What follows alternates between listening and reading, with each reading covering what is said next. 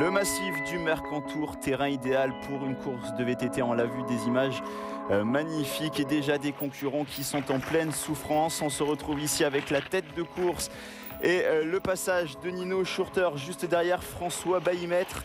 Les deux hommes qui commencent à faire le trou. Derrière eux, Vincent Julliot qui est troisième, et puis notre double champion olympique Julien Absalon, largement en tête de la Coupe du Monde puisqu'il a remporté déjà 3 manches sur les 4 premières manches de la saison. Il a fini deuxième à celle qui n'a pas gagné, autant dire qu'il se balade, excusez-moi du terme, pour s'envoler une fois de plus vers une 5e victoire en Coupe du Monde. Normalement, sauf catastrophe, Julien Absalon devrait s'imposer encore en 2009.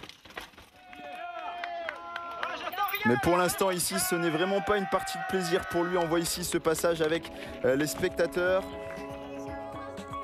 et tous les concurrents qui sont obligés de faire très attention. 86 km, c'est long, on l'a dit, et donc la moindre erreur de pilotage, la moindre erreur de concentration qui de suite peut se payer cash. On a chanté le premier ravito, donc le deuxième était vraiment le bienvenu. On a entendu un participant nous parler du ravitaillement, bien sûr. Moment essentiel de la course pour tous les amateurs comme pour les professionnels, puisqu'on ne tient pas 86 km sans se ravitailler. On l'a dit, 6 heures d'effort pour les meilleurs, mais en moyenne ça va jusqu'à 8-9 heures.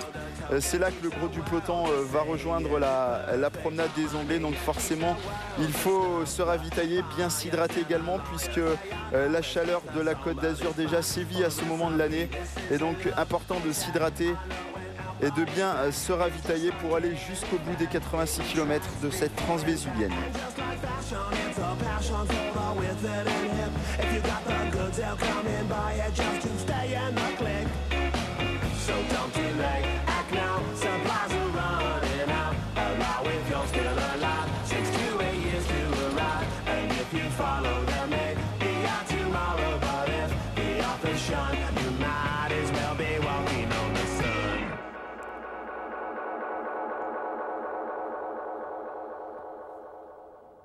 Arrivé désormais au Manchow pour l'homme de tête Nino Schurter, le Suisse qui s'est envolé. Vous le voyez, il n'y a plus personne derrière lui.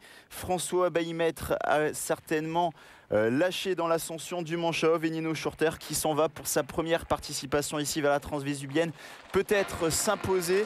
On vient de voir passer avec son dos Sarvin François Baillimètre qui va compter désormais environ une petite minute de retard sur Nino Schurter. Derrière, on retrouve roue dans roue Vincent Julliot et Nicolas Philippi. Plus de Julien Absalon dans les parages, tout simplement parce que le double champion olympique a connu 3 crevaisons successives, dont une qu'il a immobilisée pendant 35 minutes. Julien Absalon va redescendre aux alentours de la 50e place, et puis il va petit à petit sur la fin de course revenir, grappiller, et pour finir, je vous ne le dis pas encore, vous le verrez tout à l'heure, mais dans le top 10, assez impressionnant la remontée de Julien Absalon que l'on vient de voir, avec notamment une tracée de sang sur son visage. Certainement a-t-il chuté le Français, mais devant pour l'instant Nino Schurter, François Baillimètre se dispute la victoire. Avantage pour l'instant à Nino Schurter, on l'a dit, qui compte une minute d'avance sur François Baillimètre. Et enfin la ville de Nice que les coureurs peuvent apercevoir. Nous sommes le long du Paillon, et donc l'arrivée côté est de la ville de Nice pour rejoindre la promenade des Anglais, et Nino Schurter sur les cailloux à travers l'eau. Vous le voyez, des images assez impressionnantes avec la voie rapide de Nice derrière. Nino Schurter qui s'en va pour sa première participation, chercher sans doute et sauf problème mécanique une première victoire ici à la transvésulienne.